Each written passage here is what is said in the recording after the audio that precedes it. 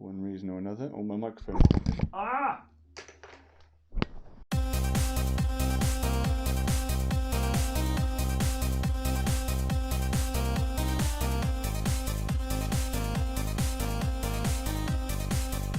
Hey guys, today I'm actually going to be doing something completely different. I'm not going to be reviewing anything today. I'm actually going to be sculpting. I've recently been watching a channel called The Craftsman on YouTube, which I will link below in the description below.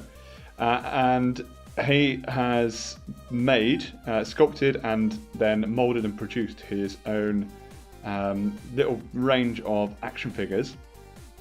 And it's always been something I've thought would be great if I could do myself, but never really had the knowledge or the resources to have a go. But then watching his channel really inspired me to have a little go. So I've been playing around with some different sculpting materials and different tools, and I've actually been just creating a few little things, just messing around. So this was the first one, just to have a little play with sculpting tools and sculpting materials. So this is just with a bit of Fimo. It's a really quick sculpt, but as you can see, it's, well, hopefully you can see, it's supposed to be a take on the Xenomorph head. And then I just did something completely random and different. So this kind of robot skeleton skull looking creation. And I again, something of my own creation, but as you can see, heavily influenced by Gundam and Optimus Prime Transformers. So this one was actually the first one that I did using Milliput. So this is an epoxy resin. You mix together the two bits and then it gradually hardens, whereas the Fimo stuff is an oven bake product. And then finally, my last thing, which was a lot more detailed, was this guy. Again, it's my own creation. Ended up looking a little bit like an orc or something, a troll, something like that. But I really wanted to add tons of detail. So he's got his ear that's been chewed off there, and the teeth, which I was pretty happy with. But again, just a sort of test of my skills, really. And then finally, so my ultimate challenge to myself over the year is to actually build a complete action figure that will have some sort of articulation. I'm not sure to what degree yet, but it will have some sort of articulation, hopefully. So I've done a few designs. This was the final design that I've come up with, this sort of octopus looking head. So this is influenced by two things. First of all, obviously an octopus. It's one of my favourite creatures, if not my favourite creature, and I always love the tentacles. They look really awesome. And the general look of it was heavily inspired by Mezco's Gomez figures. What I've done to start with is I've just made this tiny little ball of tin foil, which I've squashed together. That's just going to be in the middle of the head. First of all, as a solid structure to build around. Second of all, so that I don't have to waste too much clay. This stuff is quite expensive, relatively expensive. I just don't want to waste it.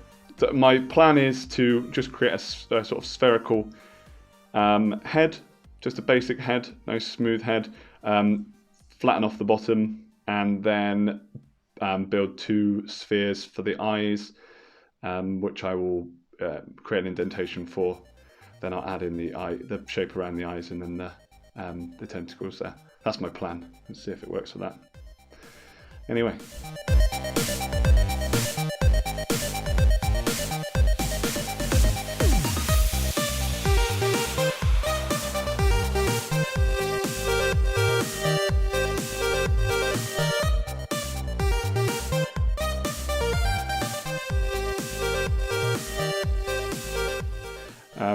Now I'm aware that I'm going to make indentations for the eyes here, so I'm just going to probably build up a little bit more clay at the front that I can then create the indentation into.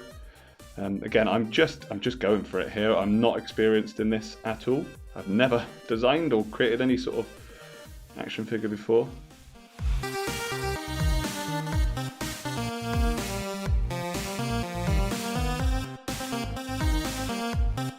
So I think that, so I've got my tools in the back here for about £10, I think it was. I bought, I think it was 20 different tools, which are all here, all different sorts. They all came in a pack, different types. So there's these ones with the plastic handles, the metal balls at each end, different radius or diameter. Came with some of them. It came with some of these plastic ones, which again have got a large ball at one end and different sort of textures at the other end. And then these ones with the wooden handles that have got really small balls at each end, which are good for finer details. And then the most important ones, really, I think, are these sort of silicone rubber tipped brushes, I think they're called. But yeah, there's a few of them. You can see that I haven't exactly been cleaning any of it. So what I'm going to do is I'm going to use probably this ball, maybe. I wonder if that's going to be big enough. I'm just going to create these eye sockets.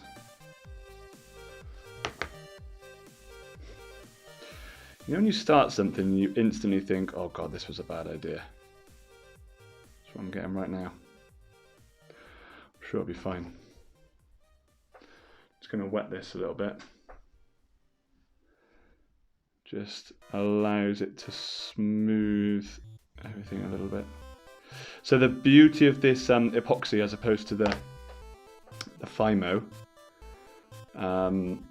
is that this stuff gradually hardens over time. So what you can do, and what I'm already thinking I might have to do, is you can leave it for a bit.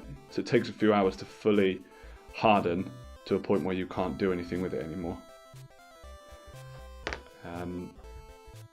But if you leave it for an hour or so, or a couple of hours, sometimes more, then it will harden enough to where you can apply a little bit more pressure, put in a little bit more detail, those kind of things.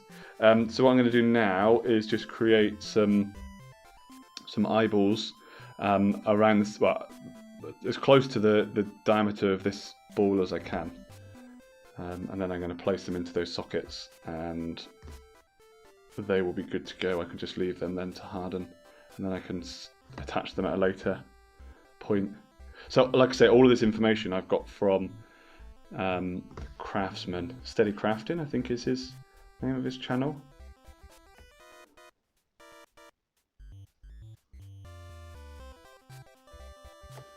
So I'll also show you this putty, how it comes. It comes in two separate bags. One's I'm not sure which is which because they're the same colour, but one is the resin, I guess, and the other is the putty, sorry, and the other is the hardener. And all you do is just squish it together. It says 7 minutes, but I just sort of change that depending on how large a piece I'm working with. So this will probably be about 4 minutes, I guess. You have to mix it really well, and obviously you don't know if it's mixed because it's just all the same colour. Yeah, I'll be back once this is mixed. This is the putty I've just made up. You can see it's really nice and soft now. Be a lot more workable. Right, so I'm gonna start again with these eyebrows.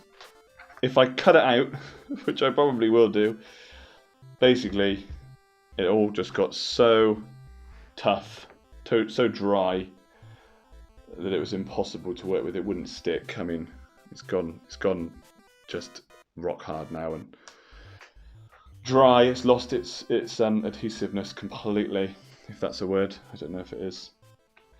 So I'm just rolling out some putty to go around the eyeball there and make it come down a little bit so it looks a little bit angry, like in the drawing. Yeah, so I'm going to crimp that off about there. And hopefully get that to stick without any issues.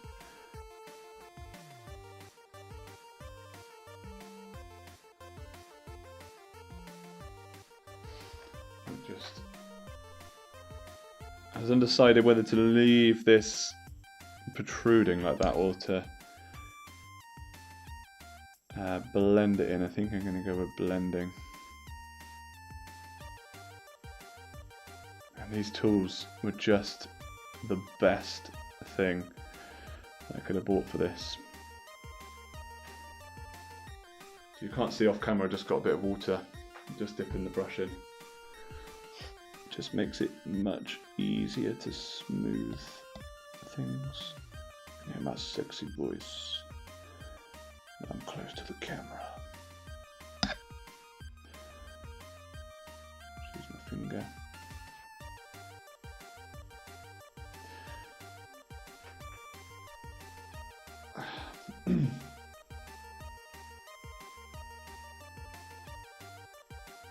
So in the post, hopefully, very soon, there's going to be some more epoxy putty.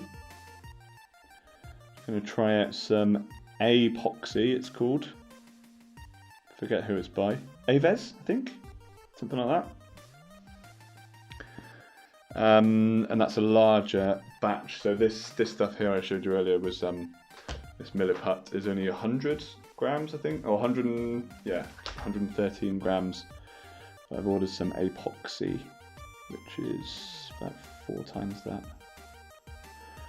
Should last a lot longer. Hopefully, be a little better. So you can see I've just blended that eyebrow in. And it's going to work around the edge here. Just push that down.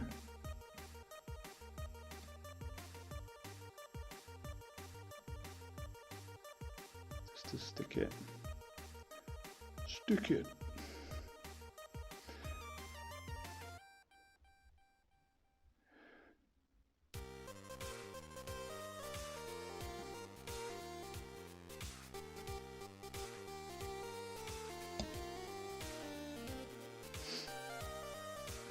Pretty happy with that. Now I've got to do the same again on the other side. Kept some of this that I rolled out. Hoping that's going to be long enough just to go round that eye, which I think it is actually. Perfect. And I've got one light going here. It's not the best for videoing, but never mind. That's actually spot on there.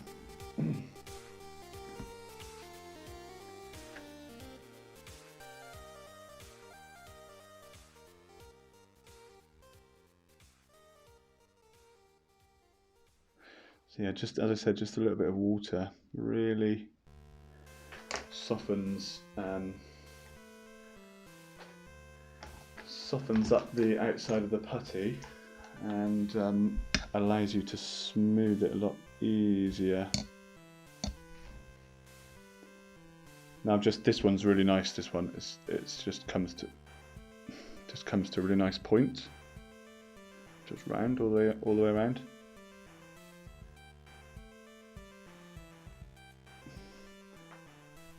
I think I've actually used pretty much all the tools that I got in the set. They've all been useful already. This is only my 4th sculpture, my second proper one really that I'm going to take my time on.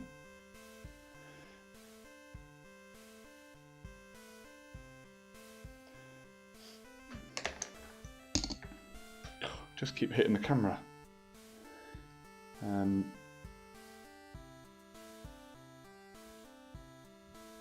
Yeah, like I say, it's been the best thing that I've bought in a long time. I think the most helpful is sometimes when you're painting, I'm doing my acrylic paintings, you get a brush and you think, oh, that'll be really handy. And actually, it's not. See, he's looking angry. Man, just keeps going out of focus. wondering whether I need to move that out of the shot.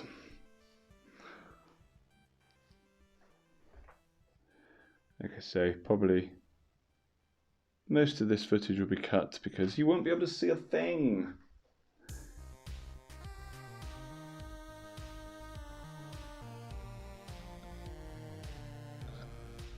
I never know when to do this detailed stuff. All the smoothing, all of that stuff, I always fluctuate between doing the bigger stuff to doing some detailed stuff to doing some smoothing, and then realizing that I've mucked up the smoothing. I was going to swear then. Mucked up the bit that I've just smoothed, and I have to go back and smooth it again, and then I give up, and then I just leave it to the end anyway. I never know when. But that with my painting, I do really fine detail work and end up just painting over the top of it anyway.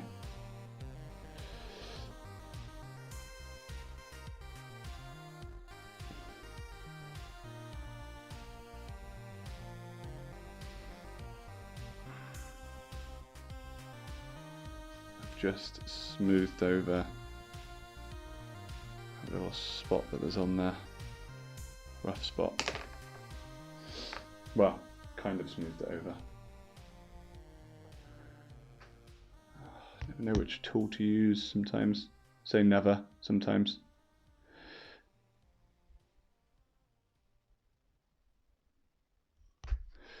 Not that one is the answer.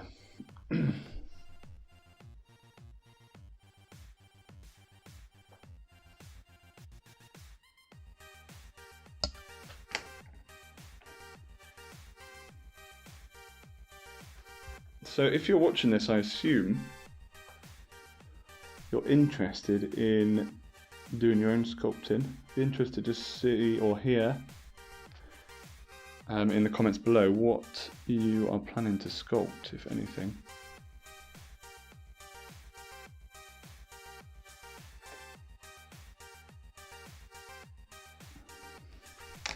Right, anyway, I better speed up, otherwise this stuff's going to dry out again.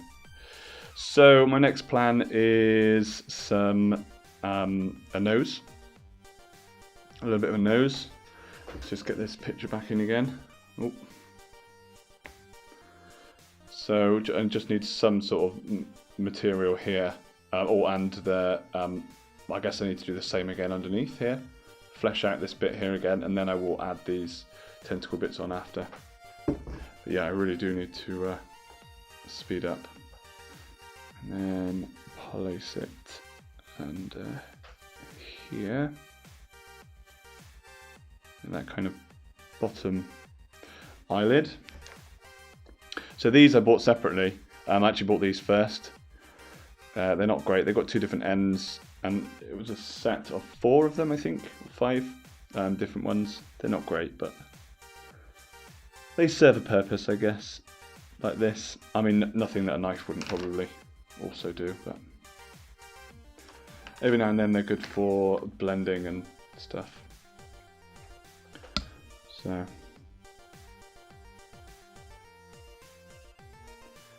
get most of my stuff from Hobbycraft here in the UK,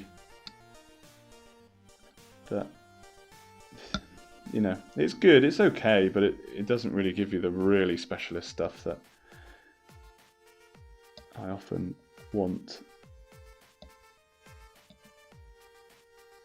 I don't tend to do things as hobbies. I tend to get really serious into things, as serious as I can. And then when I'm not very good at it, I tend to give up. There you go.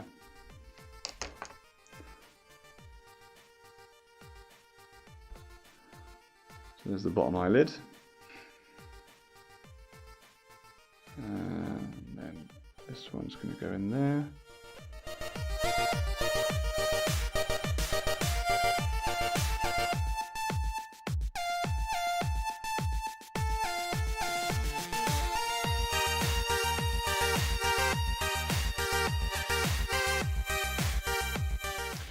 So that is how he's looking at the moment. hopefully looks a little bit like that.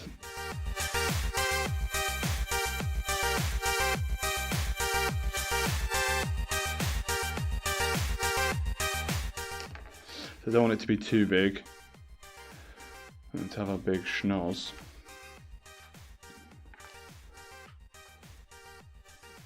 But I'm not too worried about having too much material here, because I can just scrape it down underneath. It's going to be covered up by the tentacles anyway, so I don't know what it is about octopuses. I've just always, they just fascinate me. I do wonder whether people be interested in this at all. Sadly, I know that I'd be glued to this. Not to blow my own trumpet whatsoever. It's more to say that I'm probably a boring person. Keep going to swear.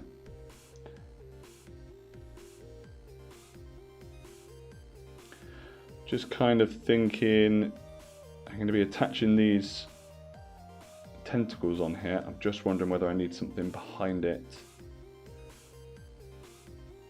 Just sort of blend it into. Might just put something small in under his chin.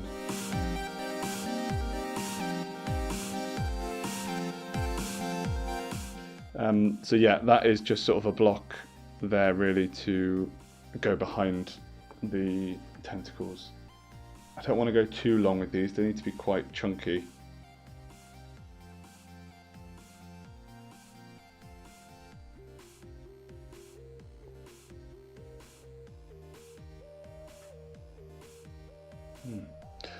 So a solution could be just to curl them up so they look like they would be pointy, but not obviously, because that's probably just going to snap.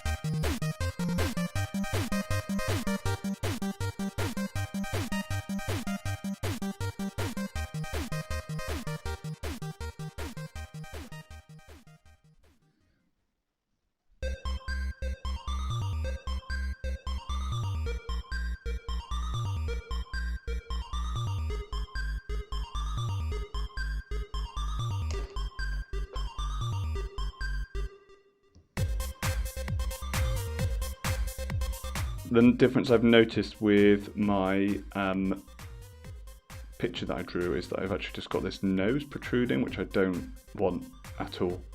I wanted the shape of the nose, but I don't want, if you look from the side, I don't want that big nose protruding there, so I'm going to add some material in here.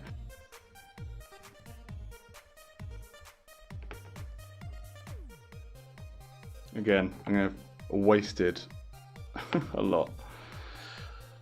Never mind. Live and learn. It is sort of going a little bit.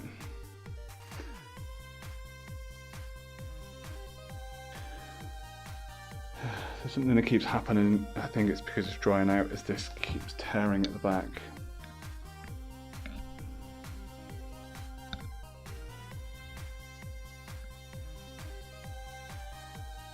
Okay, so this is about where I've got up to. I'm still not happy with that nose, I've got to be honest. Not really sure where to go with it. I feel like I've just taken away quite a lot of what I added around here. But maybe I'll come back to that another time. Add some more in. I'm not happy with the texture either, or the shape of this I nearly said testicle then. Tentacle. Keep splitting.